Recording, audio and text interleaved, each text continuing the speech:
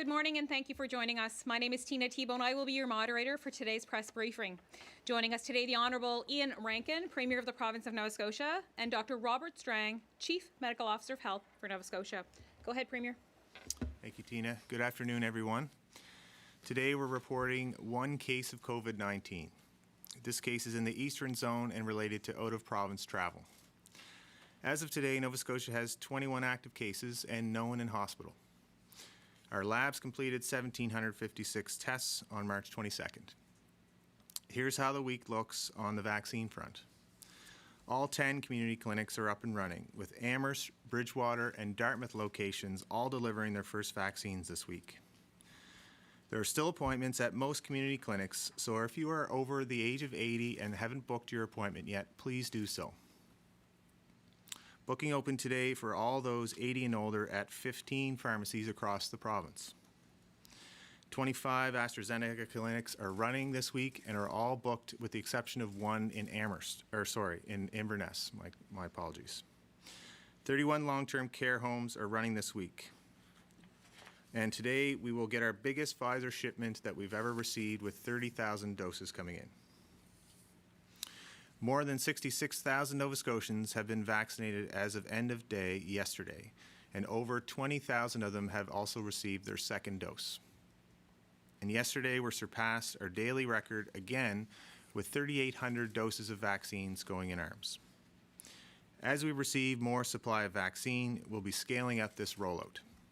We'll be ramping up through April with the goal of having 200 pharmacies distributing the vaccine by the end of that month. As you know, our government is making an effort to see that the most vulnerable among us are protected from COVID-19.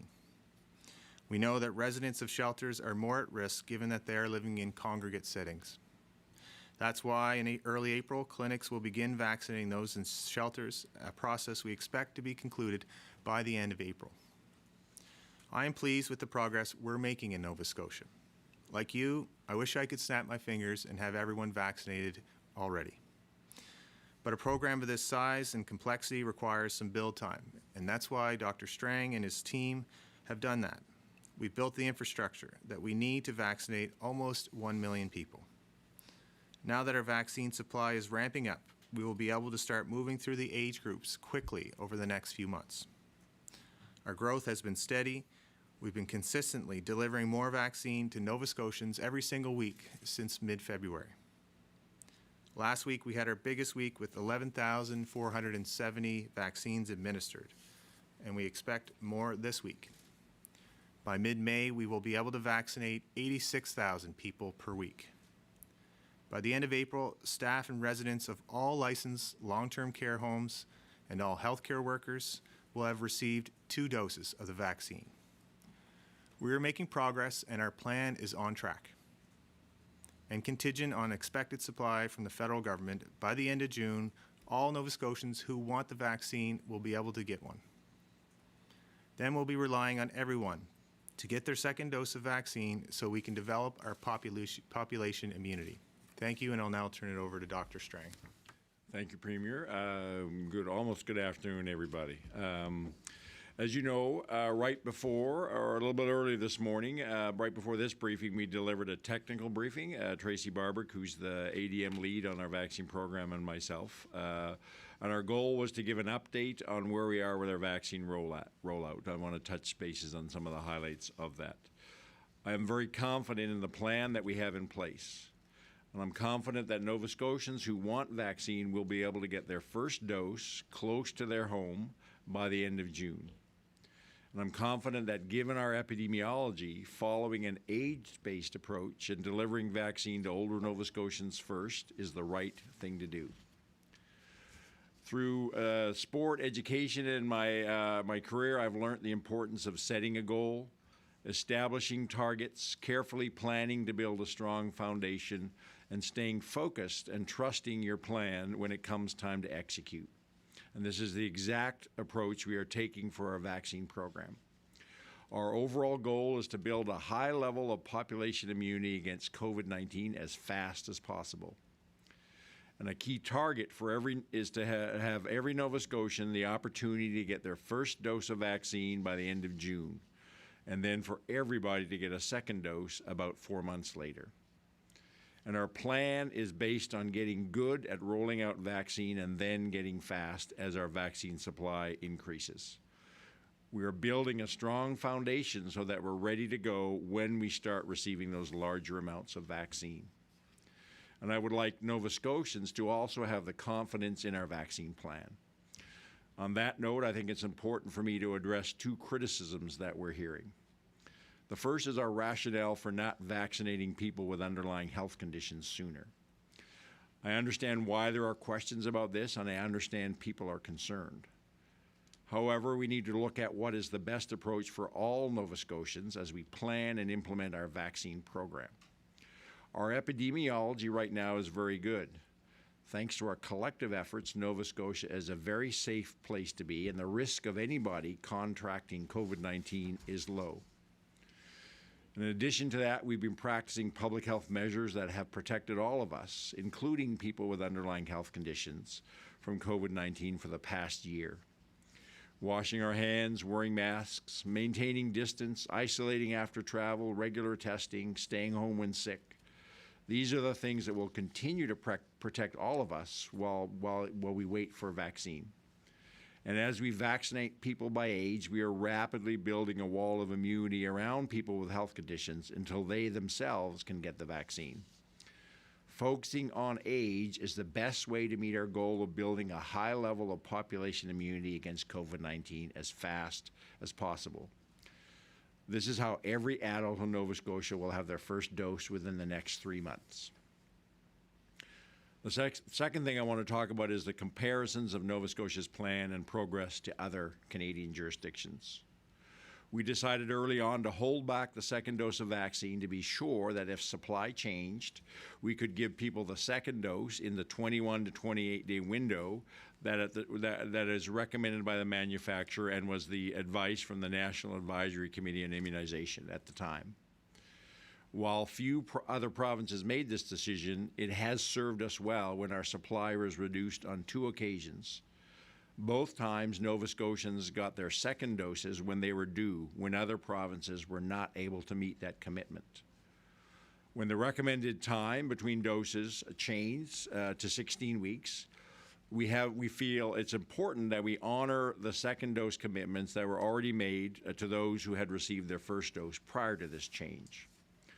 By April 2nd, those commitments to 21 or 28 days will be met, and we will be no longer holding back vaccine for second doses. Every dose we receive in the province, starting this week actually, will be delivered as a first dose. We have enough on reserve for the second dose holdback until April the 2nd. And then, of course, once we get everybody first dose, I have to keep saying that we're not through, then we have to focus on second dose through this summer and fall. Through this first phase of the program, we've also focused a lot of time and energy up front on building the necessary infrastructure to support the delivery of this vaccine. We built a central booking site for Nova Scotia, an online tool that allows all Nova Scotians to go to one place to find out where and when vaccine is available and to make a choice that works for them. Some provinces do not even have the online tool capacity developed in their province. We've run a series of prototypes with community clinics, pharmacy clinics, physician clinics, and we're going to test our mobile vans with the homeless population in early April. The goal of these prototypes continues to be to learn, improve, and be ready to scale up these clinics when our supply starts to increase. We've trained hundreds of people to be able to immunize and get vaccine into arms, and we've recruited hundreds of volunteers to support the clinics in various roles. We have built a solid foundation to support the rollout of hundreds of thousands of doses of vaccine in the coming weeks. We've gotten good, and now we're going to get fast. And because of that, the national picture is starting to shift. Nova Scotia's growth in terms of doses in arms is steady and significant. By the beginning of May, we will be able to deliver about 86,000 doses of vaccine per week. And I fully expect that we will be cycling through our 5-year blocks of age groups on a weekly basis for the next few months. And I have strong confidence in the planning and preparation that has been done to roll out one of the largest, most complex healthcare programs this province has ever seen. Premier. Oh, I'm not done, sorry. One more of you. And so I'd like to thank, I deeply appreciate that Nova Scotians have put their trust in me through all the ups and downs of the pandemic to date. The approach that we've taken has been based on what's good for Nova Scotia, and so far we have fared well. We have gotten there together, and I'm asking for your continued trust and confidence as we roll out our vaccine program. I guess it goes to Tina. Thanks, Dr. Strang. Again, a reminder, we'll take one question, one follow-up from reporters in the room and then on the phone in the allotted time that we have for today's briefing. We'll start with Alicia Drouse from Global. Thank you. Dr. Strang, you have said that the AstraZeneca vaccine will be on a voluntary basis. People will get to choose that versus the mRNA vaccines.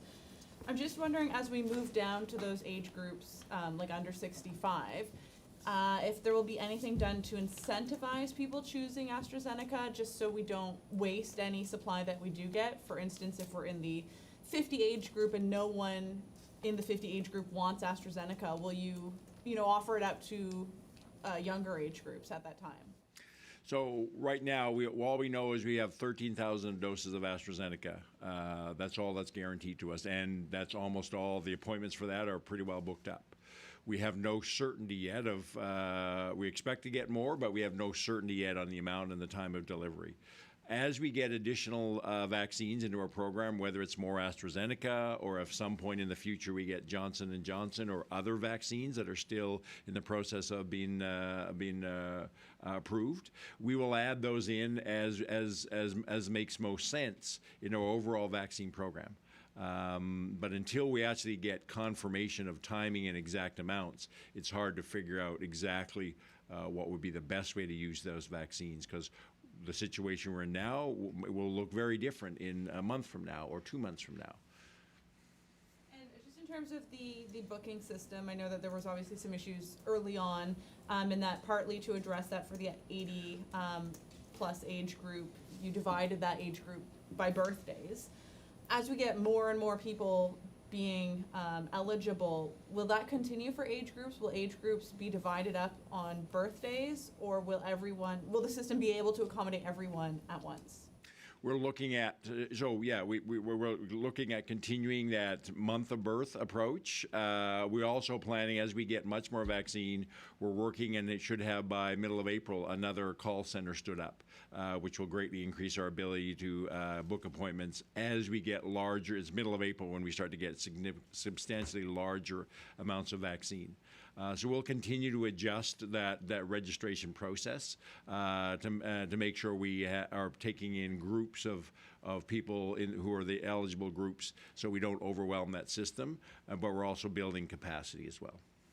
Next, we'll go to Lindsay Armstrong from All Nova Scotia.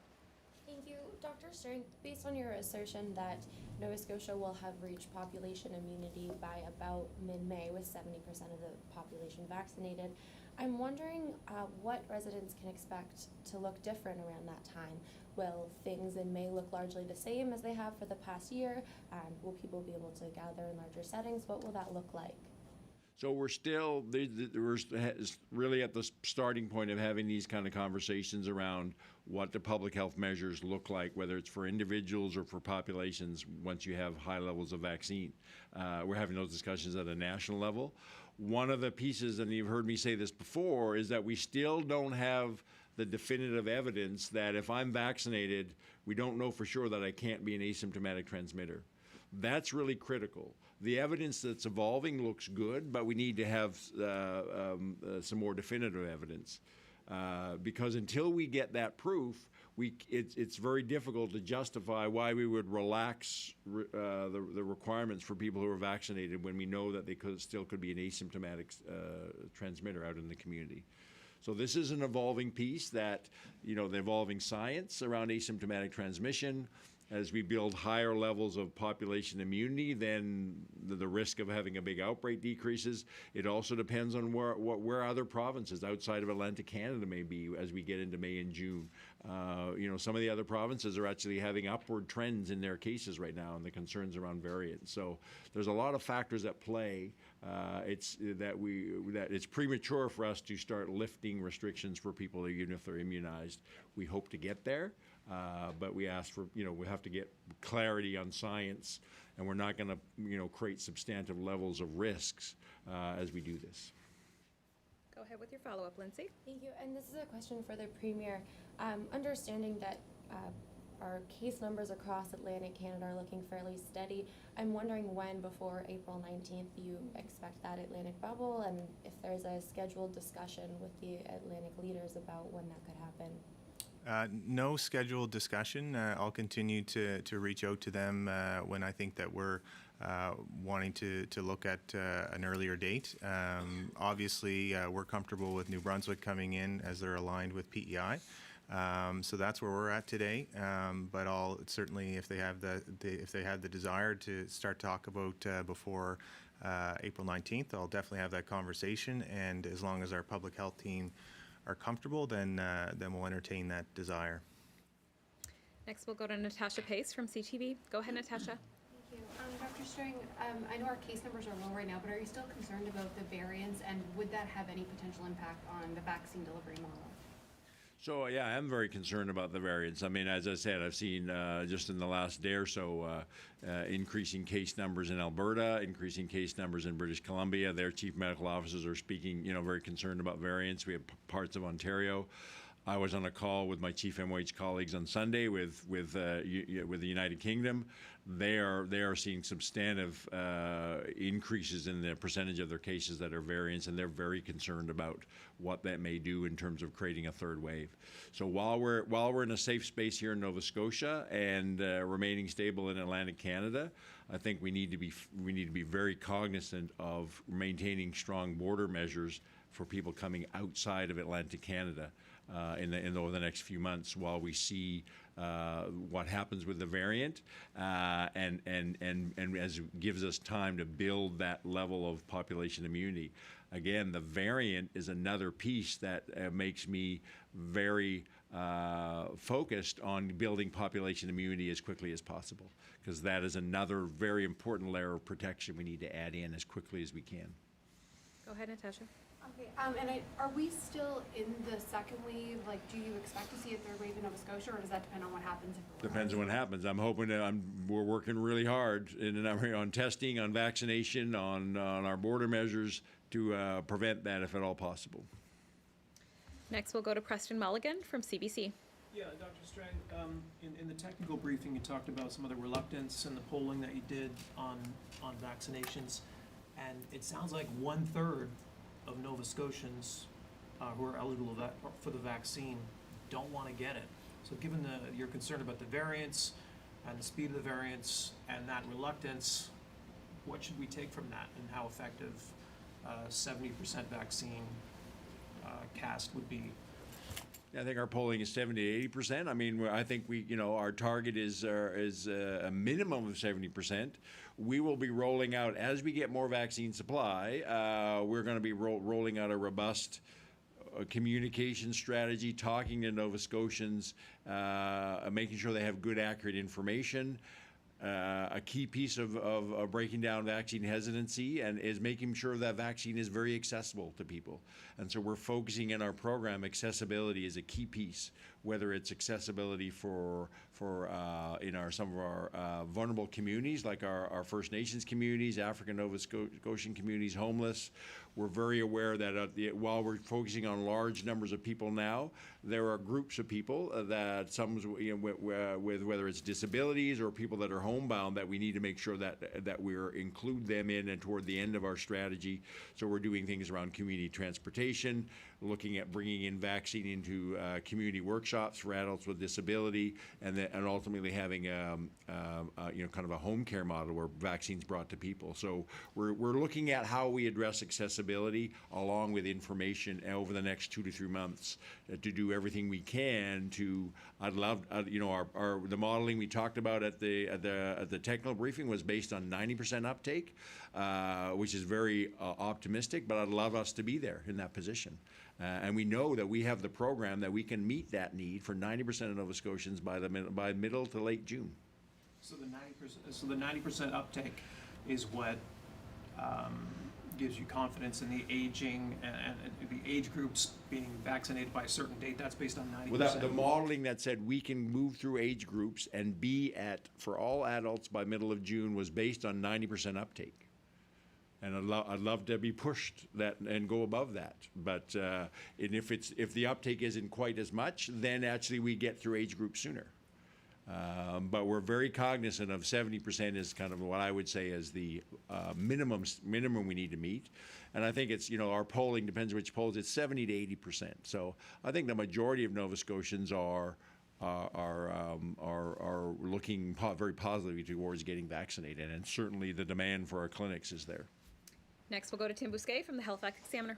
Dr. Strang, I repeat the numbers of nobody being hospitalized like today. And when I do that, I've often been contacted by people that say, hey, I know someone that went into hospital with COVID, and they're still there. I think that they must be testing negative, and so they're not considered in hospital with the disease. But that zero number kind of misses something, and I just wonder if you could speak to that. So if people are diagnosis, two things. So once they're at least 10 days past their infection, the start of their symptoms, and their acute symptoms have resolved, they're no longer considered, we say that their case of COVID is resolved.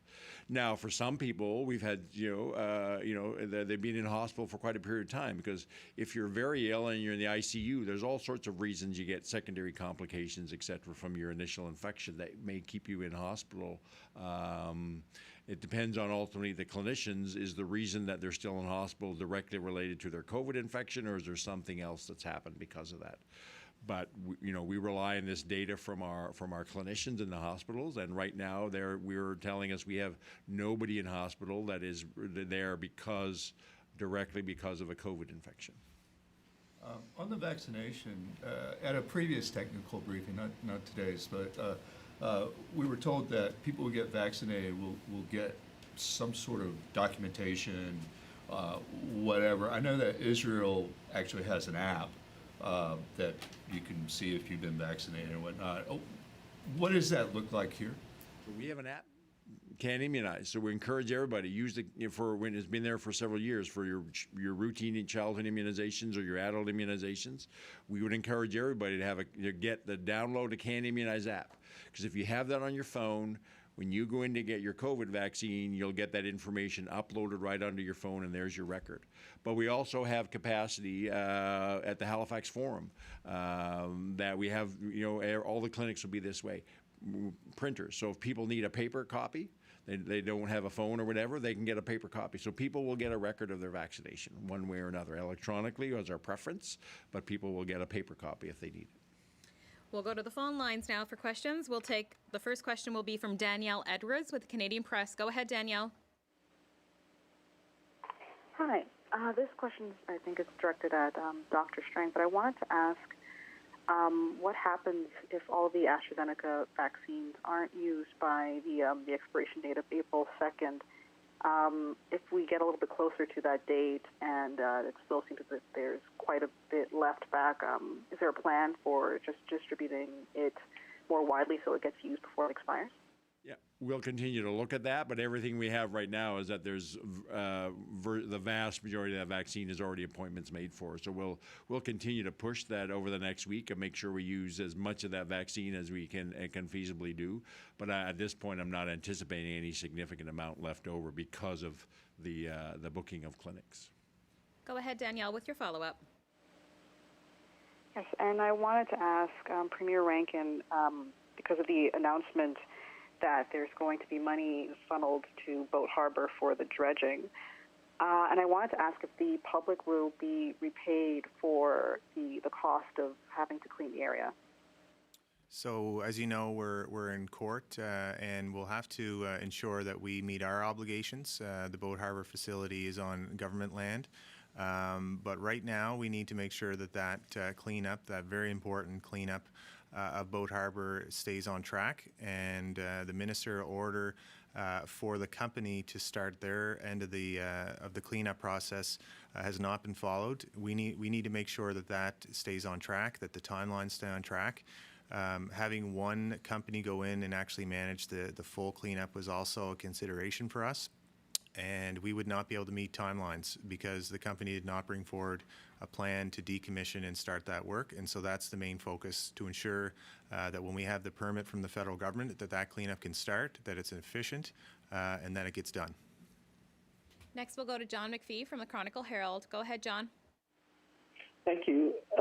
Dr. Strang, we were told at the technical briefing that pharmacies and doctors' offices will be delivering most of the shots by mid-May. I believe is in the 75% range of the shots that will be going out will be delivered at those sites by mid-May. We're hearing now from older people in places like rural Cape Breton who are having trouble getting to a clinic.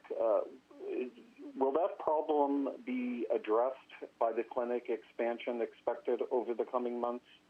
Yeah, as you say, it was 2/3 of our vaccine is expected to be through this network of growing number. I think it's over 200 pharmacies ultimately, and about 50 physician clinics, along with our existing 10 community clinics. That will we haven't fully that will grow. That network of clinics will grow as our vaccine supply grows, and that should address most of the problems. There are some places in the province, a few places such as the northern part of Cape Breton Island, where we're working actively on some very specific solutions. So no part of the province will be kind of left behind in terms of geographic access. There's a couple of places that need some very specific solutions that we're working on. Go ahead, John, with your follow-up. Thanks. This is again for Dr. Strang. I've heard people talking about looking forward to a more quote-unquote normal summer, given the vaccination program plans and the low COVID activity. And after conducting the symphony this weekend, you yourself expressed hope that we'd be able to enjoy more things like musical performances. What's your level of optimism right now for the summer? What are things going to look like? Yeah, I'm cautiously optimistic that we'll be able to do more things, especially outdoor activities, which are always much safer than indoors. I think we have to, as I gave an answer to a previous question, there's a number of things. Our vaccine uptake, what we learn about are people protected against from being asymptomatic transmitters if they are vaccinated. A lot depends on what's happening with the variant strains in other parts of the country and globally, and what is the kind of risk for whether it's a Nova Scotia, a maritime, or an Atlantic bubble that we're able to create. So I think I'm cautiously optimistic, but I know that we're going to have to we're going to have to focus on two things. The summer and fall are going to be people who have first dose need to get second dose, and if there are people who for some reason haven't got their first dose, we'll still immunize them in the summer and fall as well. But I also think we're going to have to live with some type of personal and family COVID protocols, as well as collectively having things whatever the necessary levels of quarantine, etc., on people entering the province from other parts of the country, perhaps, or other parts of the world. So we're not out of the woods by all means. I think I need to. While I'm cautiously optimistic, we're going to be having to living with COVID for a number of months, and then probably longer term, COVID is going to be with us for the long term. And we don't really know what the future is at in terms of whether we're going to need a booster dose, or maybe we have kind of like a flu vaccine approach, and what type of COVID protocols we all have to live with, especially in the winter months. Next, we'll go to Victoria Walton from the Coast. Go ahead, Victoria. Thanks. Dr. Strang, we're seeing a lot of reports online, and I mean, those have been going around for a few weeks, just around AstraZeneca and issues in Europe, and now in the States, there's some different things going on with misreporting of the accuracy of the data. It's a little confusing even for me, but I'm wondering how we are supposed to balance, information from people who are anti-vaxxers versus people who are recommending to get the vaccine. How are people supposed to know what's real, what they should be believing that's out there online? So, I mean, first of all, I mean, I'm not sure there's a balance. I wouldn't say it's a balance. People who have specific anti-vax sentiment do not bring forward accurate scientific-based information. So, the first thing I would encourage people is get your information from a credible, accurate source, whether it's the information we have on our coronavirus website, the Public Health Agency of Canada, CDC Atlanta. Listen to groups that, the people who are producing recommendations now from Europe and the UK around the AstraZeneca, the World Health Organization. There clearly is a consensus opinion that while there is these very rare complication of blood clotting events, that the benefits of AstraZeneca vaccine far outweigh any potential risks. So all credible medical regulatory bodies are on the same position on the safety and ongoing use of AstraZeneca vaccine. But in general, around COVID vaccines, rely on good, credible information. And we have information and links to other sites on our coronavirus website. Next, we'll go to Pat Healy with the Laker. Go ahead, Pat. Hello, Dr. Strang. This question is for you. We're getting into the 11th hour for planning of proms and graduations. Parents and school administrators who organize these events are getting frustrated because they have no direction on if they can hold them. So what's the holdup from public health in letting them know what can or can't happen? Are there any discussions ongoing? So thanks for the question, Pat. I've had a conversation in the last couple of weeks with my colleagues in the Department of Education. Their focus is going to be on graduation, honoring people's educational achievement, and doing that in a way that they know they have to plan. I can't give you any certainty about where we're going to be in terms of gathering limits and all the other COVID protocols when it comes to late May and June for graduation. But the education system is doing contingency planning, and they're going to focus on graduation. For proms, their position is, and I support this, is that they're really going to leave that to families and communities. That they're going, if they want to have some way of more of a prom that just celebrates these young people. But again, that's going to have to be done in a way that follows the gathering limits and other COVID protocols. And I cannot tell you with any certainty where we're going to be with those in May and June. I get the frustration. But there's lots of other groups that would love to be able to plan, and we just, it's the reality of being in a pandemic. Medium to long-term certainty is not something that we can provide. Go ahead, Pat, if you have a follow-up. Yes, I do. What has to happen to allow spectators back into sporting events at high schools?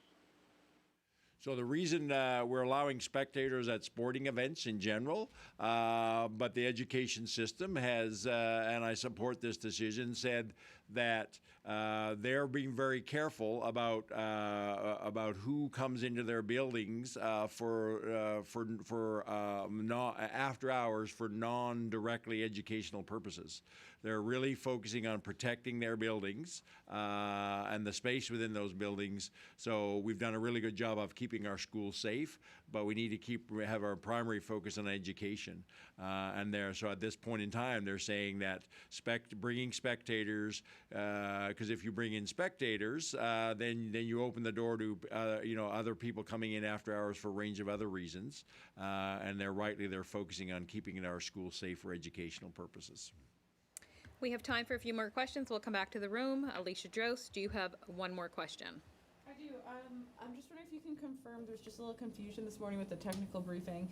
When people book their first vaccination, will they automatically be booked for a second dose 15 to 16 weeks out, or will they have to go back? And They get both appointments booked at the same time.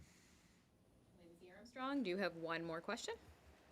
For the staffing levels at vaccine clinics, we heard that for, say, a clinic with about 12 vaccine setups, they'd have about 50 staff.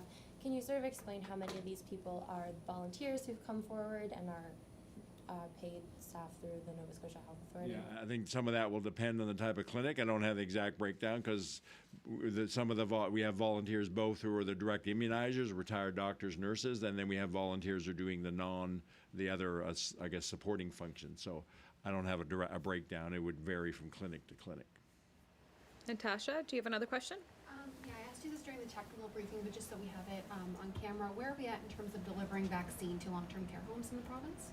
So I think by the end of March, we'll have all but 2 long-term care facilities with their first dose of vaccine for all staff and residents, and then many of them are already into their second dose. And then through April, we're finishing up. We'll be doing the second dose for our long-term care facilities. We're sticking with that 21 to 28 day piece because that's the premise on which we started, and especially bringing these most vulnerable people, getting them their full immunity as quickly as possible. In April, there's a whole range of that's for licensed long-term care facilities. There's also a whole range of other non-licensed various types of facilities that seniors, residential, independent living to some type of assisted living, but they're not yet licensed as a long-term care facility. We are working with them, and we'll be doing immunization in all those types of seniors congregate living facilities through April as well. Go ahead, Preston. Yeah, my question is about the asymptomatic transmission after vaccination, and you're waiting for more data on that. Why don't we have data already on that, given the widespread vaccination, say, in Israel? Who is the definitive word on that, and why don't we know already? So there's studies going on in Israel and other places. We're looking for kind of expert groups that have pulled together not just one study, but all the studies, and part of this is built into some of the clinical trials, which are ongoing. So we expect to get in the next probably 2 to 3 months some more answers, and the colleagues that I've talked to, they have more expertise in this kind of very specific research area, would say all the evidence so far is looking good, especially for the mRNA vaccines, but we don't yet have the definitive answer yet, but we expect to get that fairly soon. It's like anything, this is evolving science, and we need to get a cumulative body of evidence that would say that's enough, that give us a robust, trusted answer. Go ahead, Tim. Lately, there's been a few hiccups on the reporting dashboard. Vaccine information wasn't provided at all yesterday. Is there a problem there, and can we start getting vaccination numbers over the weekend as well? I'll have to take those back. I don't have a good answer for you. I don't know what the technical issues that were there, and I'm not sure about the answer on the weekend. I'll just take that back and look at that. I know we're trying to update data in a very timely manner. But That's all the time we have for questions. Go ahead, Premier. Thanks to all Nova Scotians through your efforts, through your commitment to the health of your loved ones and your communities are helping to keep our province safe. Our government is doing the work to see that Nova Scotians receive their vaccinations, to see that Nova Scotians are protected from COVID-19. We are building the public health infrastructure that can manage this complex operation. And in working with public health experts and following the science, we are ensuring that our vaccination rollout does not just work with speed, but efficiency. We are working to deliver the vaccine to Nova Scotians in the most effective manner possible. A large part of this is working with communities and with existing infrastructure. And as we ramp up this careful plan, we have confidence that all Nova Scotians who want a vaccine will have access by the end of June. But we cannot be complacent. While Nova Scotia remains a leader in low case counts and low risk of contracting COVID-19, the situation can change quickly. We ask Nova Scotians to continue to follow the public health protocols that have served us so well up to this point.